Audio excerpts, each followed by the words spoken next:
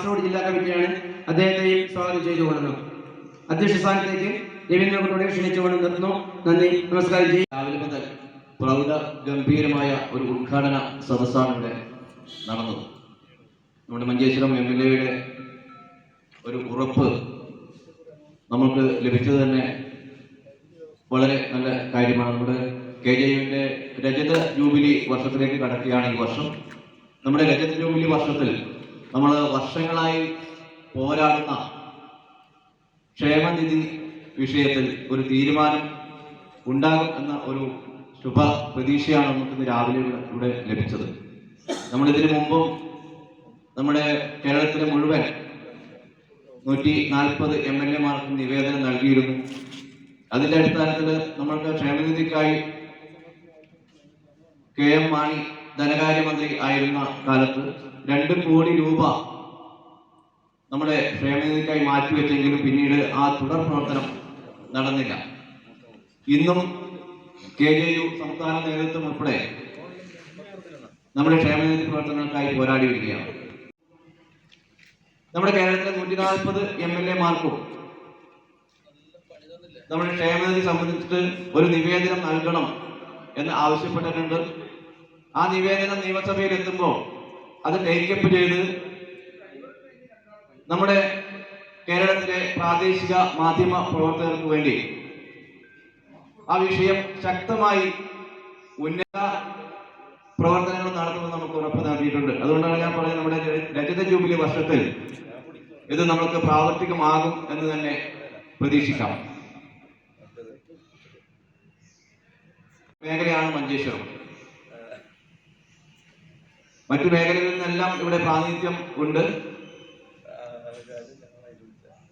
ഈ ഒരു പ്രാദേശിക മാധ്യമ പ്രവർത്തക ക്ഷേമനിധി വിഷയത്തിൽ ഒന്നും കൂടി നമ്മൾ ശക്തമായി ഇടപെട്ട് അത് നേടിയെടുക്കാനുള്ള പ്രവർത്തനങ്ങൾ എല്ലാ മേഖല ഭാരവാഹികളുടെ ഭാഗത്തും ഉണ്ടാവണം.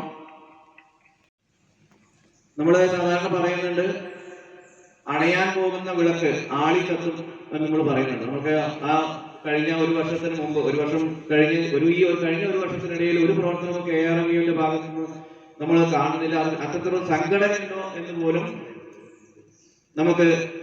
അതിന് മുൻപും കുറെ നാളുകളായി നമ്മുടെ ജില്ലയിൽ ഈ കഴിഞ്ഞ പീരിയഡിന് മുൻപുള്ള കുറെ കാലങ്ങളിലോളം ഓൺലൈൻ മാധ്യമ രംഗത്തുള്ള ആളുകൾ മാത്രം, അച്ചടി മാധ്യമങ്ങളും ദൃശ്യ മാധ്യമങ്ങളിലുള്ള ആളുകളെല്ലാം തന്നെ നമ്മുടെ സംഘടനയോട് മുഖം തിരിഞ്ഞു നിൽക്കുന്ന ഒരു സാഹചര്യമാണ് ഉണ്ടായിരുന്നത്. അതിൽ നിന്നെല്ലാം വ്യത്യസ്തമായി ഈ സമ്മേളനത്തിൽ പങ്കാളിത്തത്തിൽ വലിയ മുന്നേറ്റമൊന്നും അല്ലെങ്കിൽ പോലും ഇപ്പൊ ഏതാണ്ട് 34 പേരാണ് സമ്മേളനത്തിൽ രജിസ്റ്റർ ചെയ്തിട്ടുള്ളത്. ഏറ്റവും വലിയ നേട്ടമെന്ന് നമ്മളെല്ലാവരും തിരിച്ചറിയണം. ഏറ്റവും വലിയ നേട്ടം തന്നെയാണ്. 10-25 വരുന്ന അച്ചടി മാധ്യമങ്ങളുടെയും മാതൃഭൂമിയും മനോരമയും ഉൾപ്പെടെയുള്ള പ്രധാനപ്പെട്ട മാധ്യമങ്ങളുടെ എല്ലാവരുടെയും, മറ്റുള്ള മാധ്യമങ്ങളൊന്നും ചെറുതെന്നോ അല്ലെങ്കിൽ അതൊന്നും അപ്രസക്തമെന്നോ കരുതുന്നില്ല. ഞാൻ പറയുന്നത് പ്രധാനപ്പെട്ട മാധ്യമങ്ങളുടെ, മുഖ്യധാര മാധ്യമങ്ങളുടെ എല്ലാം പ്രവർത്തകരെ പങ്കെടുപ്പിച്ചുകൊണ്ട് നമ്മുടെ സംഘടനയുടെ സമ്മേളനം സംഘടിപ്പിക്കാൻ കഴിഞ്ഞു എന്നുള്ളത് വലിയ നേട്ടമാണ്. അപ്പോൾ കഴിഞ്ഞ 4 വർഷക്കാലത്ത് നമ്മുടെ സംഘടനാ പ്രവർത്തനം പരിശോധിക്കുമ്പോൾ നമുക്ക് യഥാർത്ഥത്തിൽ മാധ്യമപ്രവർത്തകർക്കിടയിലേക്ക് നമുക്ക് ഇറങ്ങിച്ചെല്ലാനായിട്ട് ഒരളവ് വരെ നമുക്ക് കഴിഞ്ഞിട്ടുണ്ട് എന്നുള്ളതാണ്. ഇപ്പൊ കേരളത്തിലെ 140 വരുന്ന മേഖലാ കമ്മിറ്റികളുള്ള സംഘടന അത്ര നല്ല മേഖലാ സമ്മേളനങ്ങൾ പൂർത്തീകരിക്കുന്നതിനുള്ള ശ്രമം നടത്തിക്കൊണ്ടേ പോകുമ്പോൾ കാസർഗോഡ് ജില്ലയിൽ നമുക്ക് എത്ര മേഖലക്കകത്ത് കമ്മിറ്റി രൂപീകരിക്കുവാനും അല്ലെങ്കിൽ മേഖലാടിസ്ഥാനത്തിൽ നമ്മുടെ പ്രവർത്തനങ്ങളെ താഴേക്ക് എത്തിക്കുവാനും കഴിഞ്ഞിട്ടുണ്ട് എന്നുള്ള ഒരു ആത്മപരിശോധന നമ്മൾ നടത്തണം. എനിക്കിപ്പോൾ ഇതുവരെ ലഭ്യമായിട്ടുള്ള വിവരം അനുസരിച്ച് കുമ്പളയിലും രാജപുരത്തും അതുപോലെ തന്നെ ബലിയടക്കയിലും ഏറ്റവും ഒടുവിൽ കുറെ നാളുകൾ നിർജീവമായിരുന്ന തൃക്കരിപ്പൂരിലും ഉൾപ്പെടെ 4ഇടത്താണ് നിലവിൽ മേഖലാ കമ്മിറ്റികൾ പ്രവർത്തിക്കുന്നത്. ഇനിയും നമുക്ക് കാസർഗോഡ് ജില്ലയിൽ ഈ 4 സ്ഥലങ്ങൾ മാത്രമല്ല മാധ്യമപ്രവർത്തകരുള്ളത്, പ്രാദേശിക പ്രസ് ക്ലബ്ബുകളുള്ളത്. മറ്റ് ഇതിനേക്കാൾ കൂടുതൽ മാധ്യമപ്രവർത്തകർ ഉള്ള പ്രസ് ക്ലബ്ബുകൾ ഇനിയും നമ്മോടൊപ്പം ചേരാനുണ്ട്. ഇപ്പൊ കാഞ്ഞങ്ങാട് പ്രസ് ക്ലബ്ബാണെങ്കിലും, അതല്ലെങ്കിൽ നീലീശ്വരം പ്രസ് ക്ലബ്ബാണെങ്കിലും, മഞ്ചേശ്വരമാണെങ്കിലും, ഉദുമയാണെങ്കിലും, വെള്ളിരിക്കുണ്ടാണെങ്കിലും അങ്ങനെ നിരവധി സ്ഥലങ്ങൾ കാസർഗോഡ് ജില്ലയിൽ അവരെ കൂടി കൂട്ടി യോജിപ്പിച്ച് നമ്മുടെ സംഘടനയ്ക്ക് മുന്നോട്ട് പോകുന്നതിന് നമ്മുടെ സംഘടനയ്ക്ക് ജില്ലയിലെ ഏറ്റവും നല്ല കരുത്തുറ്റ സംഘടനയാക്കി മാറ്റി തീർക്കുന്നതിനുള്ള പ്രവർത്തനങ്ങളാണ് ഈ സമ്മേളനം തീരുമാനമെന്ന നിലയിൽ പുതിയ കമ്മിറ്റിയെ തെരഞ്ഞെടുക്കുമ്പോൾ തീരുമാനമെന്ന നിലയിൽ കൈക്കൊള്ളേണ്ടത് അവസ്ഥയെ കൂടി നമ്മൾ നോക്കണം. നമ്മുടെ ജില്ലയിലെ പ്രാദേശിക മാധ്യമ പ്രവർത്തകരുടെ എണ്ണം പരിശോധിച്ചാൽ ഏറ്റവും ചുരുങ്ങിയത് ഒരു 200 പേരെങ്കിലും ജില്ലയിൽ പ്രാദേശിക മാധ്യമ പ്രവർത്തകർ ഉണ്ടാവുമെന്നാണ് കണക്കാക്കുന്നത്. ഒരു 200 പേര്. നമ്മൾ പ്രസ് ക്ലബുകളുടെ എണ്ണം എടുക്കുക, ഒരു പ്രസ് ക്ലബിലുള്ള അംഗങ്ങളുടെ എണ്ണം പരിശോധിക്കുക, ഒരു 15 പേരെ കണക്കാക്കുക. ചിലയിടത്ത് ചിലപ്പോൾ 20 അല്ലെങ്കിൽ അതിൽ കൂടുതലോ വരാം, ചിലപ്പോ ചിലയിടത്തൊരു 10 12 വരാം. ഒരു ആവറേജ് 15 പേരെ വെച്ച് കണക്കാക്കിക്കാൻ ഒരു 10 12 പ്രസ് ക്ലബെങ്കിലും ഏറ്റവും ചുരുങ്ങിയ വർഷം പ്രാദേശിക പ്രസ് ക്ലബ് തീരാത്ത മെമ്പർഷിപ്പിന്റെ എണ്ണം പരിശോധിക്കുമ്പോൾ 32 മെമ്പർഷിപ്പാണ് നമ്മുടെ ജില്ലയിൽ ഉള്ളത്. അപ്പോ ജില്ലാ കമ്മിറ്റി പ്രധാനമായി ചെയ്യേണ്ട മറ്റൊരു കാര്യം മെമ്പർഷിപ്പിലേക്ക് നമ്മുടെ മുഴുവൻ മാധ്യമ പ്രവർത്തകരെയും കൊണ്ടുവരിക എന്നുള്ളതാണ്. മെമ്പർഷിപ്പിലേക്ക് കൊണ്ടുവരിക എന്ന് പറയുമ്പോൾ 32 മെമ്പർഷിപ്പ് എന്ന നേരെ ഇരട്ടി 64 ആവാൻ വേണ്ടിയിട്ട് ഓൺലൈൻ മാധ്യമ രംഗത്ത് ചിലപ്പോൾ വാട്സപ്പിലോ ഫേസ്ബുക്കിലോ മാത്രം ചിലപ്പോൾ ഒരു പോസ്റ്റ് ഇടുന്ന ആളുകളൊക്കെ മാധ്യമപ്രവർത്തകരെന്ന് പറഞ്ഞു നിൽക്കുന്ന കാലഘട്ടത്തിലൂടെയാണ് കടന്നു പോകുന്നത്.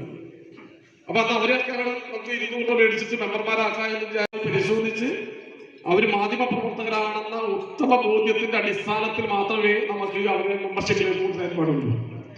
അങ്ങനെ യഥാർത്ഥ മാധ്യമ പ്രവർത്തകരെ നമ്മൾ മെമ്പർഷിപ്പിലേക്ക് കൊണ്ടുവരുമ്പോൾ അതിന്റെ ഒപ്പം യഥാർത്ഥ മാധ്യമപ്രവർത്തകരല്ലാത്ത ആളുകൾ ഇതിനകത്തേക്ക് കടന്നു വരുന്നുണ്ടോ എന്നുള്ള പരിശോധനയും ജാഗ്രതയും നമ്മുടെ ജില്ലാ കമ്മിറ്റിക്ക് ഉണ്ടായിരിക്കണം. അപ്പൊ നമ്മുടെ മെമ്പർഷിപ്പ് ഉയർത്തുക എന്നുള്ള ഒരു മിഷൻ കൂടി ഈ സമ്മേളനത്തിന്റെ ഭാഗമായി നമ്മൾ സ്വീകരിക്കണം. തീരുമാനിച്ചതിന്റെ അടിസ്ഥാനത്തിൽ ഐജെയുടെ ദേശീയ നേതൃത്വം നിർദ്ദേശിച്ചത് പ്രകാരം നമ്മുടെ സംഘടനയുടെ പേര് കേരള ജേർണലിസ്റ്റ് യൂണിയൻ എന്ന നിലയിൽ പുനർനാമകരണം ചെയ്തത്. അങ്ങനെ 2001 മെയ് മാസം 1-ാം തീയതി പാലക്കാട്ടെ ഇന്ദ്രപ്രസ്ഥം ഓഡിറ്റോറിയത്തിൽ നടന്ന സമ്മേളനത്തിലാണ് KJU എന്ന പേര് സ്വീകരിച്ചുകൊണ്ട് നമ്മുടെ സംഘടനയുടെ പ്രവർത്തനം മുന്നോട്ട് പോയത്. ഈ മെയ് മാസം 1-ാം തീയതി 2025 മെയ് 1-ലേക്ക് കടക്കുമ്പോൾ നമ്മുടെ സംഘടന 25 വർഷത്തിലേക്ക് കിടക്കുകയാണ്. നമ്മുടെ വാർത്തയാണ് നമ്മൾ കൈകാര്യം ചെയ്ത് അയക്കുന്നതെങ്കിൽ അത് ജനറൽ ആയിട്ട് വരും. പ്രാദേശിക വാർത്തയാണ് നമ്മൾ കൊടുക്കുന്നതെങ്കിൽ പ്രാദേശികമായിട്ട് വരും. അപ്പൊ നമ്മുടെ ഉള്ളിൽ തന്നെ ഉണ്ടാവണം നമ്മൾ കൊടുക്കുന്ന നല്ലൊരു ജനറൽ വാർത്ത, ഒരു സ്പെഷ്യൽ സ്റ്റോറി കൊടുത്താൽ അത് ജനറൽ പോവും. അതുകൊണ്ട് നമ്മളൊന്ന് പ്രാദേശിക ലേഖകന്മാർ എന്ന രീതിയിൽ മുദ്രകുത്തപ്പെടുന്നുണ്ടെങ്കിലും നമ്മൾ യഥാർത്ഥത്തിൽ മാധ്യമ പ്രവർത്തകരാണെന്നുള്ള ഒരു ബോധ്യം നമ്മുടെ ഉള്ളിൽ തന്നെ ആദ്യം ഉണ്ടാവും. നമ്മുടെ ചില മീറ്റിങ്ങുകളിലെല്ലാം പോകുമ്പോൾ നമ്മുടെ അധ്യക്ഷനും നമ്മുടെ ആളുകളും നമ്മുടെ നേതാക്കന്മാരെല്ലാം പറയും പ്രാദേശിക പത്രപ്രവർത്തക സംഘടന എന്ന് പറയും. നമ്മുടെ സംഘടന പ്രാദേശിക പത്രപ്രവർത്തക സംഘടനയല്ല. നമ്മുടെ ഭരണഘടന ഒരിക്കലും അങ്ങനെ പറഞ്ഞിട്ടുമില്ല. നമ്മൾ സ്വയം പറയും നമ്മൾ പ്രാദേശിക പത്രപ്രവർത്തക സംഘടനയാണ്. നമ്മുടെ സംഘടന മാധ്യമ പ്രവർത്തകരുടെ സംഘടന എന്നുള്ള നിലക്ക് മാത്രമാണ് നമ്മുടെ ഭരണഘടനയിലുള്ളത്. അപ്പൊ അതുകൊണ്ട് നമ്മൾ ചെയ്യുന്നത് നമ്മുടെ കമ്പനി നിശ്ചയിച്ചതുപോലെ പ്രാദേശികമായ തന്നെ പോകും എന്നുള്ളതാണ് നമ്മൾ മനസ്സിലാക്കി പോകേണ്ടത്. നമ്മുടെ സംഘടന രൂപീകരിച്ചതിന് ശേഷം 2013 എറണാകുളം ജില്ലയിൽ നിന്ന് ഈ പേഷ്യന്റുമായിട്ട് നേരിട്ടോ അല്ലാതെയോ ഒരു പരിചയമുള്ള ഒരാള് ഞാൻ മാത്രമേ ഉള്ളൂ. എറണാകുളം ജില്ലയിൽ നിന്ന് എനിക്ക് മാത്രമാണ് ഈ പേഷ്യന്റിനെ അറിയാൻ പാടില്ല. 10,000-ഓളം വരുന്ന മാധ്യമ പ്രവർത്തകർ ജോലി ചെയ്യുന്നു. 2010 മുതൽ നമ്മൾ ആവശ്യപ്പെടുകയാണ് കേരളത്തിലെ പ്രാദേശിക മാധ്യമ പ്രവർത്തകർക്ക് ക്ഷേമനിധി നടപ്പിലാക്കണമെന്നാണ് മുദ്രാവാക്യം. അന്ന് VS അച്യുതാനന്ദൻ മുഖ്യമന്ത്രി, തോമസ് ഐസക് ധനകാര്യ മുഖ്യമന്ത്രിയായിരുന്നു. ആദ്യമായിട്ട് നമ്മൾ ഈ ഇതുമായി ബന്ധപ്പെട്ട നിവേദനവുമായി ചെന്നപ്പോൾ അവർ പറഞ്ഞു തീർച്ചയായിട്ടും പരിഗണിക്കാം, ഈ തെരഞ്ഞെടുപ്പ് ഒന്ന് കഴിഞ്ഞോട്ടെ എന്ന് പറഞ്ഞു. ആ തെരഞ്ഞെടുപ്പ് കഴിഞ്ഞപ്പോൾ നിർഭാഗ്യവശാൽ അത് പറഞ്ഞ സർക്കാർ മാറി. ഉമ്മൻചാണ്ടിയുടെ നേതൃത്വത്തിലുള്ള പുതിയ സർക്കാർ വന്നു. ആ സർക്കാർ വന്നപ്പോഴും നമ്മൾ ആ സർക്കാരിന് മുന്നിൽ നമ്മുടെ ഇഷ്യൂ ഉന്നയിച്ചു. അതിനെ തുടർന്ന് 2012 തൊട്ടടുത്ത വർഷത്തെ ബജറ്റിനകത്ത് KM മാണി 1 കോടി രൂപ നീക്കിവെച്ചു പ്രാദേശിക മാധ്യമ പ്രവർത്തകർക്ക് ക്ഷേമനിധി നടപ്പാക്കാൻ വേണ്ടി. അത് നീക്കിവെച്ചതോടുകൂടി നമ്മുടെ ജില്ലാ ലേഖകന്മാരായിട്ടുള്ള ആളുകളുടെ സംഘടനയും അതുമായി ബന്ധപ്പെട്ട് നിൽക്കുന്ന നിലാളുകളും PRDനെയും അതുപോലെ തന്നെ തൊഴിൽ വകുപ്പിനെയും എല്ലാം തെറ്റിദ്ധരിപ്പിച്ച് അത് ബ്ലോക്കാക്കുന്നതിനുള്ള പരമാവധി ശ്രമങ്ങൾ നടത്തി. അവരുടെയൊക്കെ ഒരു ചിന്ത എന്ന് പറയുന്നത് അവർക്ക് ലഭിച്ചുകൊണ്ടിരിക്കുന്ന ആനുകൂല്യങ്ങൾ, പെൻഷനാവട്ടെ, ക്ഷേമനിധി ആവട്ടെ, അതല്ലെങ്കിൽ അവർക്ക് എല്ലാ വർഷവും ടൂർ പോകുന്നതിന് കൊടുക്കുന്ന പഠന, വിദേശത്തും സ്വദേശത്തും വിവിധ സംസ്ഥാനങ്ങളിലേക്കും പഠനത്തിന് പോകുന്നതിനുള്ള ടൂർ പോകുന്നതിന് നൽകുന്ന സാമ്പത്തിക സഹായം തുടങ്ങിയ ആനുകൂല്യങ്ങൾ ഈ പറയുന്ന പ്രാദേശികമായി മാധ്യമപ്രവർത്തനം നടത്തുന്ന ആളുകൾക്ക് കൂടി നൽകേണ്ടി വരുമ്പോൾ ഞങ്ങളുടെ വിഹിതം കുറയുമോ എന്ന് ചിന്തിച്ചുകൊണ്ടായിരിക്കാം ഒരുപക്ഷെ അവരെല്ലാം ഈ സർക്കാരിന്റെ നയത്തെ നടപ്പാക്കാതിരിക്കുന്നതിനുള്ള ശ്രമങ്ങളാണ് നടത്തിയത്. ലേബർ ഡിപ്പാർട്ട്മെന്റ് മുഖേനയും അതുപോലെ തന്നെ PRD മുഖേനയും പ്രാദേശിക പത്രപ്രവർത്തന കണക്കെടുക്കൽ എന്നൊരു പ്രക്രിയ ചില ഭാഗങ്ങളിൽ നടത്തി. ഇത് തുടങ്ങിയപ്പോഴാണ് ഈ നമ്മുടെ ആളുകളുടെ ചില പിന്തിരിപ്പൻ സമീപനങ്ങൾ മൂലം നമുക്ക് അത് നടപ്പാക്കാതെ പോയത്. അങ്ങനെ അടുത്ത സർക്കാർ ഉമ്മൻചാണ്ടി സർക്കാരിന്റെ കാലാവധി കഴിഞ്ഞു. അടുത്ത സർക്കാർ അധികാരത്തിൽ വന്നതിന് ശേഷം വീണ്ടും നമ്മൾ പിണറായി സർക്കാരിന്റെ മുന്നിൽ നമ്മുടെ ക്ഷേമനിധി വിഷയവുമായി ചെന്നു. ക്ഷേമനിധി വിഷയവുമായി ചെന്ന് കഴിഞ്ഞപ്പോൾ ഇവരൊക്കെ വീണ്ടും നമുക്ക് പഠിപ്പിക്കേണ്ട സാഹചര്യം വന്നു. ഓരോ ക്ഷേമനിധി ഞങ്ങളുടെ ഇത്രയും ആളുകളുണ്ട്, ഞങ്ങൾ ഇത്രയേറെ പ്രയാസം നേരിടുകയാണ് എന്നെല്ലാ കാര്യങ്ങളും കുഴപ്പമില്ല. മണ്ഡലം സെക്രട്ടേറിയറ്റ് മെമ്പറാണ്. വൈക്കം നഗരസഭയുടെ കഴിഞ്ഞ ടൈമിൽ വൈക്കം നഗരസഭയുടെ ചെയർമാൻ കൂടിയായിരുന്ന ആളാണ്, മുനിസിപ്പൽ ചെയർമാനായിരുന്ന ആളാണ്. അപ്പൊ അങ്ങനെയുള്ള ആളുകളും വ്യക്തിപരമായി നമുക്കൊക്കെ നിരവധി ബന്ധങ്ങളുള്ള ആളുകളാണ്. പക്ഷേ ക്ഷേമനിധി എന്ന ഒരു കാര്യത്തോട് സർക്കാർ മുഖം തിരിഞ്ഞു നിൽക്കുന്ന സമീപനമാണ് ഉണ്ടായത്. അങ്ങനെ നമ്മൾ ഈ 2017 നിയമസഭയ്ക്കകത്ത് നേരത്തെ MLA സംസാരിച്ചപ്പോൾ പറഞ്ഞു, സ്വകാര്യ ബില്ലുകളിൽ ഈ 1980 മുതൽ 2022 വരെയുള്ള കാലഘട്ടത്തിൽ ഒറ്റ ക്ഷേമനിധി, ഒറ്റ സ്വകാര്യ ബില്ല് മാത്രമാണ് ഈ സഭ അംഗീകരിച്ചതെന്ന് പറഞ്ഞു. സഭ അംഗീകരിച്ചെന്ന് പറഞ്ഞപ്പോൾ ഞാൻ അതിന് അപ്പോൾ തന്നെ പറഞ്ഞു, സഭ അംഗീകരിച്ചില്ലെങ്കിൽ പോലും തള്ളിക്കളയാതെ തുടർ ചർച്ചയ്ക്ക് വേണ്ടി മാറ്റിവെച്ചു നമ്മുടെ ക്ഷേമനിധി. പ്രസംഗിച്ചതിന്റെ വീഡിയോ ഒന്ന് നമുക്ക് എല്ലാവർക്കും കിട്ടിയിരുന്നു. സ്വകാര്യ ബില്ലിന്റെ അകത്ത് വളരെ കൃത്യമായി പറഞ്ഞു, കേരളത്തിലെ പ്രാദേശിക മാധ്യമ പ്രവർത്തകർ വലിയ പ്രതിസന്ധിയെ നേരിടുകയാണ്, അവർക്ക് ക്ഷേമനിധി നടപ്പാക്കണം. ക്ഷേമനിധി ഇല്ലാത്ത ഏക ആളുകൾ പ്രാദേശിക മാധ്യമ പ്രവർത്തകർ മാത്രമാണ് വേണമെന്നുള്ള നിലയ്ക്കുള്ള ബില്ല് ജപ്പാൻ ശ്രീരാമകൃഷ്ണൻ നിയമസഭാ സ്പീക്കർ പറഞ്ഞു, ഇത് വളരെ പ്രധാനപ്പെട്ട ആവശ്യമാണ്, ഈ ആവശ്യത്തിൽ വസ്തുതകളുണ്ട്, അതുകൊണ്ട് തുടർ ചർച്ചയ്ക്കായി മാറ്റിവെക്കണം എന്ന് പറഞ്ഞ് 2017 നമ്മുടെ ക്ഷേമനിധിയുടെ ബില്ല് മാറ്റിവെച്ചു. ധരിപ്പിച്ചതിന് ശേഷം ആണ് സർക്കാർ അത് തത്വത്തിൽ അംഗീകരിക്കാനുള്ള നിലയിലേക്ക് എത്തി. 2021 പിണറായി സർക്കാരിന്റെ ഏറ്റവും അവസാനത്തെ ബജറ്റ് ഫെബ്രുവരി മാസമാണ് അവതരിപ്പിക്കുന്നത്. നമ്മുടെ ക്ഷേമനിധിയെ കുറിച്ച് ഒരക്ഷരം നമ്മൾ അതിനകത്ത് പ്രതീക്ഷ ഏൽപ്പിച്ചിരുന്ന സമയം അതിനകത്ത് ഒരക്ഷരം വേണ്ടിയില്ല. അതൊക്കെ പറഞ്ഞെങ്കിൽ പോലും ഒരക്ഷരം വേണ്ടിയില്ല. അങ്ങനെ ഉണ്ടാതായപ്പോൾ നമ്മൾ ബജറ്റ് ചർച്ച നടക്കുന്ന സമയത്ത് വൈക്കം MLA ആയിട്ടുള്ള CK ആശയുടെ നമ്മൾ കാര്യങ്ങൾ പറഞ്ഞ് ബോധ്യപ്പെടുത്തി. CK ആശ ബജറ്റ് ചർച്ചയിൽ പ്രാദേശിക മാധ്യമ പ്രവർത്തകരുടെ ക്ഷേമനിധി നടപ്പാക്കുന്നത് സംബന്ധിച്ച ഒന്നും പറഞ്ഞിട്ടില്ല എന്നും അത് സംബന്ധിച്ച് നിങ്ങൾ വ്യക്തമായ നിലപാട് പറയണമെന്നുള്ള നിലയ്ക്ക് CK ആശ സഭയ്ക്കകത്ത് ആവശ്യം ഉന്നയിച്ചു. അങ്ങനെ ആവശ്യം ഉന്നയിച്ചപ്പോഴാണ് ബജറ്റ് ചർച്ചയ്ക്ക് മറുപടി പറഞ്ഞുകൊണ്ട് സർക്കാർ പറഞ്ഞു, ധനകാര്യ വകുപ്പ് മന്ത്രി തോമസ് ഐസക് പറഞ്ഞു, പ്രാദേശിക മാധ്യമ പ്രവർത്തകരെ സാംസ്കാരിക ക്ഷേമത്തിൽ ഉൾപ്പെടുത്തുമെന്ന് പ്രഖ്യാപിച്ചു. അപ്പൊ നമ്മൾ വീണ്ടും നമുക്കൊരു പ്രതീക്ഷയുടെ കിരണങ്ങൾ നമ്മുടെ മുന്നിലേക്ക് വന്നു. അതിനുശേഷം മെയ് മാസം നിയമസഭാ തെരഞ്ഞെടുപ്പ് വീണ്ടും വന്നു. പലരും മത്സര രംഗത്തുണ്ടായി. പകരം വന്ന ബാലഗോപാലും സജി ചെറിയാനെയും നമ്മൾ വീണ്ടും കാര്യങ്ങൾ പഠിപ്പിക്കലായി. നമ്മൾ കാര്യങ്ങൾ പഠിപ്പിച്ചു. നമ്മുടെ ക്ഷേമനിധി സംബന്ധിച്ച് അതുവരെ ഉണ്ടായിട്ടുള്ള നാൾവഴികളെല്ലാം ഓരോന്നോരോന്നായി അവർ പറഞ്ഞ് ബോധ്യപ്പെടുത്തി. പരിഹരിക്കാം, ചെയ്യാം. കഴിഞ്ഞ നിയമസഭാ തെരഞ്ഞെടുപ്പ് കഴിഞ്ഞ് ഇവരെല്ലാം അധികാരത്തിലെ പുതിയ MLA-മാരെല്ലാം തെരഞ്ഞെടുക്കപ്പെട്ടതിന് ശേഷം നമ്മൾ മറ്റൊരു കാര്യങ്ങൾ കൂടി ചെയ്തു. ഈ കടന്നു വന്നിട്ടുള്ള 140 MLA-മാരിൽ പല ആളുകളും പുതിയതായതുകൊണ്ട് അവരെ കൂടി കാര്യങ്ങൾ ബോധ്യപ്പെടുത്താൻ വേണ്ടി കേരളത്തിലെ 140 MLA-മാർക്കും നമ്മുടെ ആവശ്യങ്ങൾ ഉന്നയിച്ചുകൊണ്ടുള്ള ഒരു നിവേദനം കൊടുക്കാനും അതോടൊപ്പം തന്നെ അവരൊന്ന് ആദരിച്ചുകൊണ്ട് പുതിയതായിട്ട് വരുന്ന MLA എന്നുള്ളവർക്ക് ആദ്യത്തെ ഒരു ആദരവ് ആ പ്രദേശത്തെ മാധ്യമ പ്രവർത്തകരുടെ നേതൃത്വത്തിൽ ഒരു ആദരവ് നൽകുകയും അതോടൊപ്പം നമ്മുടെ ആവശ്യങ്ങൾ ഉന്നയിക്കുന്ന നിവേദനം നൽകാനുമാണ് തീരുമാനിച്ചത്. ഓഫീസിൽ പോയി അദ്ദേഹത്തെ കണ്ടു. അദ്ദേഹം സാംസ്കാരിക വകുപ്പിന്റെ സെക്രട്ടറിക്ക് വിളിച്ചു പറഞ്ഞ് ഇങ്ങനൊരു സഭയ്ക്കകത്ത് കഴിഞ്ഞ ബഡ്ജറ്റിന്റെ അകത്ത് പറഞ്ഞിട്ടുള്ള കാര്യമാണ്, അതുമായി ബന്ധപ്പെട്ട ഫയലുകൾ നിങ്ങൾ ഓപ്പൺ ചെയ്യണമെന്ന് ഞങ്ങള് സാംസ്കാരിക വകുപ്പിന്റെ സെക്രട്ടറിയെ വീണ്ടും അവരുടെ ഓഫീസിൽ പോയി കണ്ടു. അവർ ഫയലെല്ലാം എടുത്ത് അതുമായി ബന്ധപ്പെട്ടുള്ള ഒരു പ്രവർത്തനങ്ങൾ തുടങ്ങിയപ്പോഴേക്കും വീണ്ടും സാംസ്കാരിക വകുപ്പിന്റെ ചുമതലയിൽ നിന്ന് VN വാസവൻ മാറി സജി ചെറിയാൻ തന്നെ തിരിച്ചു വന്നു. വീണ്ടും ഫയല് അങ്ങനെ ഇരിക്കുക. കാസർഗോഡ് നിന്ന് ആരംഭിച്ച് തിരുവനന്തപുരത്തേക്ക് പോയി നവകേരള യാത്ര, നവകേരള മാർച്ച്. ഈ നവകേരള മാർച്ച് പോയപ്പോൾ കേരളത്തിലെ 14 ജില്ലകളിൽ 14 ജില്ലാ കമ്മിറ്റികൾ, കാസർഗോഡ് നിന്ന് പ്രമോദിന്റെയും സുരേഷ് കുക്കലിന്റെയും ഒക്കെ നേതൃത്വത്തിലാണ് ആദ്യം തന്നെ നിവേദനം കൊടുക്കുന്നത്. സംസ്ഥാന കമ്മിറ്റി തന്നെ തയ്യാറാക്കിയ ഒരു നിവേദനം 14 ജില്ലാ കമ്മിറ്റികൾക്ക് അയച്ചു കൊടുത്തു.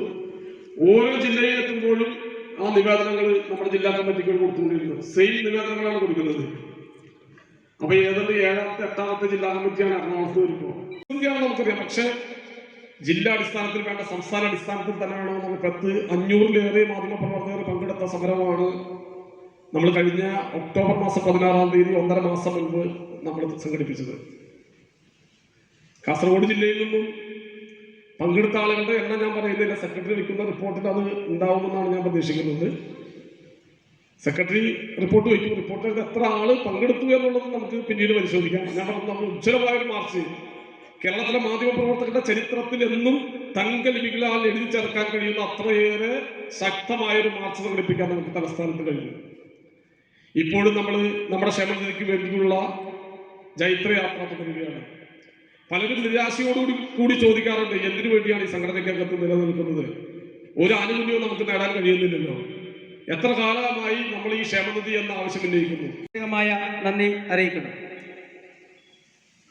KJUവിന്റെ സ്ഥാപക ദിനം മെയ് 1. രാജപുരം, കുമ്പള മേഖലകളിൽ പതാക ഉയർത്തുകയും യോഗം ചേരുകയും ചെയ്തു. നമ്മുടെ ഒരു സഹപ്രവർത്തകനെ ചികിത്സാ സഹായവുമായി അവർക്ക് വാർത്താ സഹായത്തിനും എഡിറ്റിങ്ങിനും മറ്റും ആയിട്ടുള്ള ആൾക്കാരുണ്ടാവും. അപ്പോൾ അത്തരത്തിൽ നല്ല അംഗീകരിച്ചിട്ടുള്ള ഓൺലൈൻ മീഡിയ മേഖലയിലുള്ള കഴിവുറ്റ മാധ്യമപ്രവർത്തകർ അത് എഡിറ്റിങ്ങും മറ്റൊക്കെ ചെയ്യുന്നവർക്കും കൂടെ മെമ്പർഷിപ്പ് കൊടുക്കാൻ വേണ്ടിയിട്ടുള്ള ഒരു ആലോചന ഉണ്ടായ സംഘടന കുറേ കൂടെ വിവരിക്കപ്പെടുത്താൻ വേണ്ടി പറ്റും.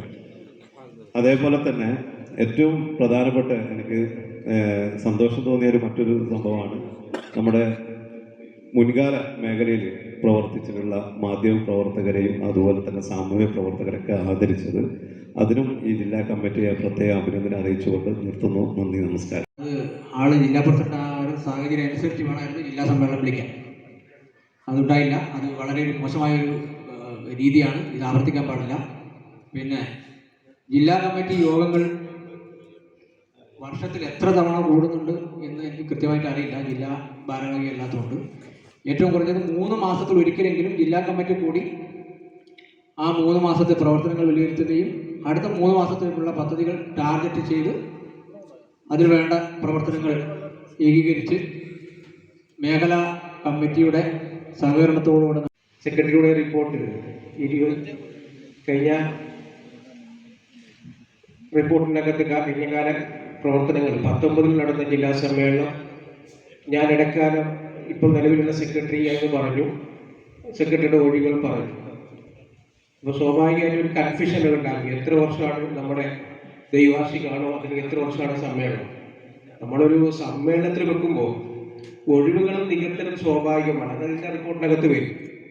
പക്ഷെ അതിൻ്റെ ഫുള്ള് റിപ്പോർട്ട് വെക്കേണ്ട അധികാരം നിലവിലുള്ള സെക്രട്ടറിക്കാണ്. അപ്പോൾ അദ്ദേഹം വന്നതിന് ശേഷമുള്ള റിപ്പോർട്ടാണ് കൃത്യമായി വെച്ചത്. അപ്പോൾ 19 മുതൽ സമ്മേളനം നടന്നു എന്നതാണ് റിപ്പോർട്ടിനകത്ത് കണ്ടത്. അപ്പോൾ 19-നകത്ത് നടന്ന പ്രവർത്തനങ്ങളിൽ നിന്നും നമ്മൾക്ക് മനസ്സിലാക്കാൻ കഴിഞ്ഞില്ല. അങ്ങനെ വരുമ്പോൾ 2 വർഷം മുമ്പാണ് നടന്നത്, അല്ലെങ്കിൽ കുമ്പളയിൽ ഇടക്കാലം നടന്ന സമ്മേളനം. ഇപ്പം ഇങ്ങനെയൊക്കെ ഒരു കൺഫ്യൂഷൻ. വ്യക്തമായ ഓർമ്മകൾക്ക് മുമ്പിൽ ഈ ആദരം ഞാൻ സമർപ്പിക്കുകയാണ്. നല്ല ചർച്ചകൾ നടന്നിട്ടുണ്ട്, പോരായ്മകൾ ചൂണ്ടിക്കാട്ടിയിട്ടുണ്ട്.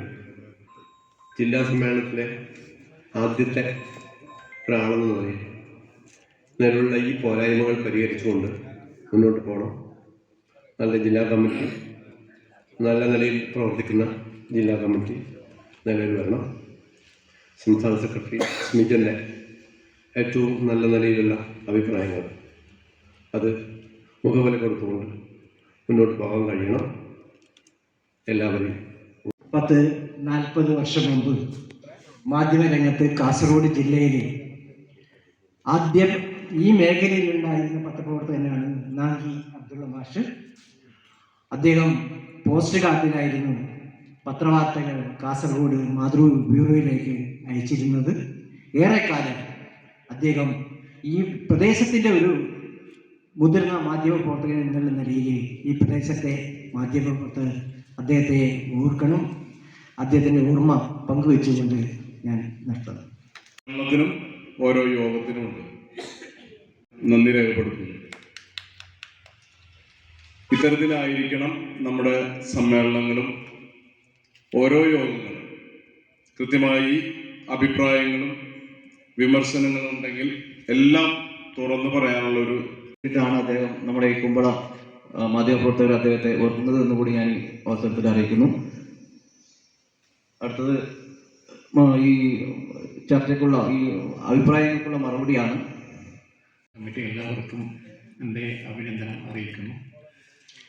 ഒരു കൊച്ചു സംഘം എന്ന നിലയിൽ KGU നടത്തുന്ന പ്രവർത്തനം, അതിൻ്റെ ഇങ്ങനെയുള്ള ആളുകളെ ചേർത്ത്, കുറച്ച് ആളുകളാണെങ്കിലും അവർ ചേർത്ത് നടത്തുന്ന പ്രവർത്തനം ശ്ലാഘനീയമാണ്. അതിനിടയിൽ കുറേ അപാകതകളൊക്കെ ചൂണ്ടിക്കാട്ടിയിട്ടുണ്ട്. സംഘടനാ പ്രവർത്തനത്തിന് പരിചയമില്ലാത്തതുകൊണ്ട്, സംഘടന എന്ന് പറയുമ്പോൾ വേറെ വേറെ പാർട്ടികളിലോ പ്രവർത്തിക്കാത്തത് കൊണ്ടോ എന്തോ എനിക്കത് അപാകതമൊന്നും അങ്ങനെ പറയാൻ പറ്റില്ല. പറ്റുന്ന ആൾക്കാരാണ് കുറേ പേര് ഇങ്ങനെ പറഞ്ഞിട്ടുള്ളത്. അപ്പോൾ അവർക്ക് അതിൻ്റെ ഇത് മനസ്സിലായിട്ടുണ്ടാവും. അതേസമയം സംസ്ഥാന തലത്ത് നടക്കുന്ന നമ്മുടെ പത്രപ്രവർത്തകർക്ക് വേണ്ടിയുള്ള ഒരുപാട് പ്രശ്നങ്ങളും പ്രയാസങ്ങളും ഇതൊക്കെ പരിഹരിക്കാൻ വേണ്ടി ശ്രമം നടത്തുന്ന നമ്മുടെ നേതാക്കന്മാർ, അവരെല്ലാം ചെയ്യുന്ന പ്രവൃത്തികൾ നമുക്കെല്ലാവർക്കും വേണ്ടിയാണെന്ന് ഞാൻ മനസ്സിലാക്കുന്നു. എല്ലാവർക്കും എൻ്റെ അഭിനന്ദനങ്ങൾ അറിയിക്കുന്നു. നമ്മുടെ എത്ര ജില്ലാ എത്ര കമ്മിറ്റി അംഗങ്ങൾ പങ്കെടുത്തു എന്നതൊക്കെ വിലയിരുത്തണം. അതുപോലെ തന്നെ സെക്രട്ടേറിയറ്റ് മാർച്ച് നമ്മുടെ വലിയൊരു ക്യാമ്പയിൻ പരിശോധിച്ചതിന് ശേഷം ആദ്യം ജില്ലാ കമ്മിറ്റി പരിശോധിക്കുക, അതിനുശേഷം സംസ്ഥാന കമ്മിറ്റി കൂടി പരിശോധിച്ചതിന് ശേഷം മാത്രമായിരിക്കും അംഗത്വം നൽകുക. സജീവമായി മാധ്യമ പ്രവർത്തനം നടത്തുന്നുണ്ടെങ്കിൽ തീർച്ചയായും അവരെ ഒഴിവാക്കാൻ കഴിയില്ല. ഇന്നത്തെ സാഹചര്യത്തിൽ അവരെ കൂടി ഉൾപ്പെടുത്തി പോകാനുള്ള ഒരു തീരുമാനം കൃത്യമായി പരിശോധിച്ചുണ്ടാകും. പിന്നെ നമ്മുടെ ജില്ലാ കമ്മിറ്റിയുടെ കാര്യങ്ങളൊക്കെ പറഞ്ഞു. ജില്ലാ കമ്മിറ്റി എല്ലാ MLA-മാർക്കും ഒറ്റ ദിവസം നിവേദനം കൊടുക്കുന്ന നമ്മുടെ ഒരു ക്യാമ്പയിൻ, അക്കാര്യം സംസ്ഥാന കമ്മിറ്റി പരിശോധിക്കുന്നതാണ്. നമ്മളൊരു ഘട്ടത്തിൽ സെക്രട്ടറി സുരേഷ് പൂക്കളം സാർ അവർക്കും, അതേപോലെ general secretary KC Shijan sir അവർക്കും, പിന്നെ സുരേന്ദ്രൻ രീതികളിക്കും നന്ദി പറഞ്ഞുകൊണ്ട് ഞാൻ അവസാനിപ്പിക്കുകയാണ്.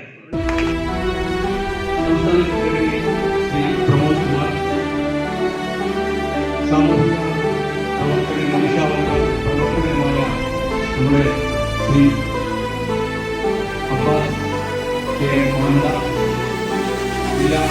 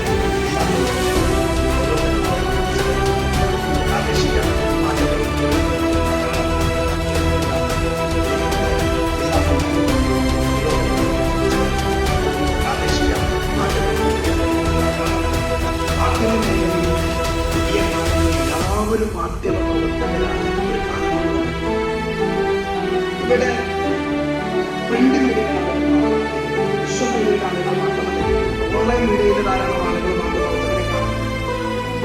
നമുക്കിവിടെ പ്രാദേശിക മാധ്യമങ്ങൾ ചേർന്ന് ആ വിവരങ്ങളൊക്കെ റിപ്പോർട്ടുണ്ടായിരിക്കും. കഴിഞ്ഞ നേരത്തെ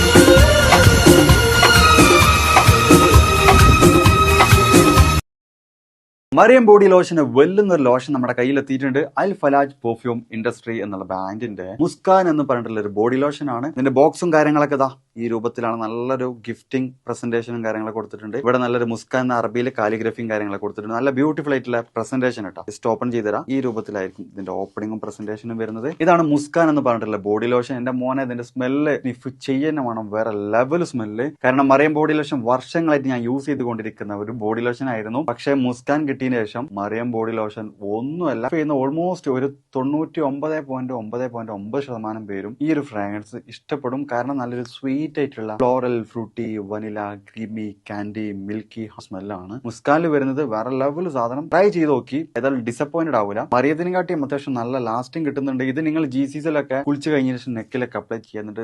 ക്ലോത്തും കാര്യങ്ങളൊക്കെ ഇട്ട് നിങ്ങൾ ഓഫീസിലൊക്കെ പോയി തിരിച്ചു വന്ന് നിങ്ങൾ ക്ലോത്ത് ചേഞ്ച് ചെയ്യുന്ന സമയത്തും ഈ ഒരു സ്മെല്ല് GCCയിൽ ഫീഡ്ബാക്ക് കിട്ടിയിട്ടുണ്ടെന്ന് അവർ പറഞ്ഞിട്ടുണ്ട്. പിന്നെ അവർ മെയിനായിട്ട് ചെയ്യുന്നത് ഹോൾസെയിലാണ്. ആർക്കെങ്കിലും ബൾക്കായിട്ട് ഹോൾസെയിൽ വേണമെന്നുണ്ടെങ്കിൽ താഴെ കൊടുത്ത് നമ്മളെ കോൺടാക്ട് ചെയ്തോളി. അവർ കാര്യങ്ങളൊക്കെ അറേഞ്ച് ചെയ്യും. ഇനി നാട്ടിലോട്ട് ആർക്കെങ്കിലും ഹോൾസെയിലായിട്ട് വേണമെന്നുണ്ടെങ്കിൽ അതിനെ അവരെ കോൺടാക്ട് ചെയ്തോളി. പിന്നെ പെർഫ്യൂം ഒക്കെ ആർക്കെങ്കിലും മാനുഫാക്ചർ ചെയ്യണമെന്നുണ്ടെങ്കിൽ, അതുപോലെ പ്രൈവറ്റ് ലാബിലും കാര്യങ്ങളൊക്കെ ചെയ്യണമെന്നുണ്ടെങ്കിൽ ഇവരെ കോൺടാക്ട് ചെയ്യുക. ഏതായാലും താഴെ ഡിസ്ക്രിപ്ഷനിൽ അവരുടെ കംപ്ലീറ്റ് ഡീറ്റെയിൽസ് ഞാൻ കൊടുക്കുന്നുണ്ട്. ഈ സാധനം നിങ്ങൾ ഓർഡർ ചെയ്തോളി. ഓൾ ഓവർ UAE അവരുടെ ഡെലിവറിയും കാര്യങ്ങളൊക്കെ ചെയ്തിടും.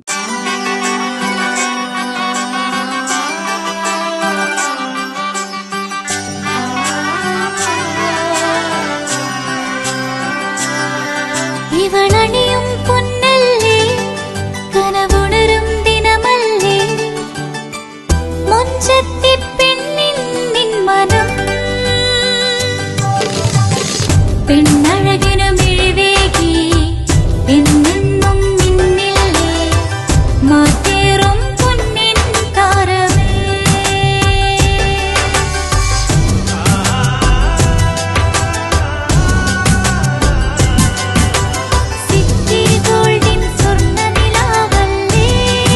City Gold and Diamonds, Kerala and Karnataka, the glow of purity. Venus Trading and Services, your trusted partner in Qatar. Looking for reliable services in Qatar? Welcome to Venus Trading and Services, your trusted partner near Al Said Bakery in Muntasa, Doha. Let us introduce our range of activities. At Venus Trading and Services, we offer certificates attestation in India and Qatar, legal translation in several languages, police clearance certificates, data flow and prometric, company formation, health card services. Our experienced team ensures smooth and hassle-free processes. Choose Venus Trading and Services as your trusted partner in Qatar. Contact us today, 55488910. Venus Trading and Services, near Al Said Bakery in Muntasa, Doha. Partner with Al Farha Tours and Service.